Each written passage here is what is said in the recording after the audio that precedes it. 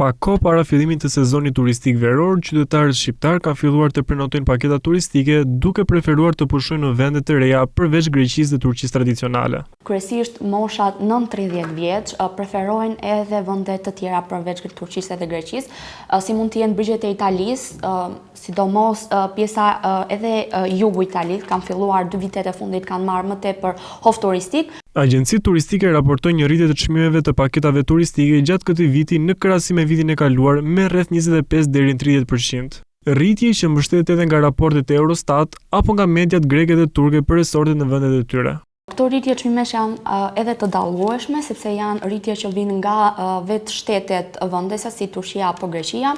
Gjithashtu dhe kursi i euros ka bërë që tek ne të finalizohet një tjetër çmim ndryshe nga ato që nxjerrin. Këto janë politika të brendshme të shteteve, si për shembull taksa turistike në Greqi që paguhet në çdo hotel që ne shkojmë, krahasim me vjet është dyfishuar.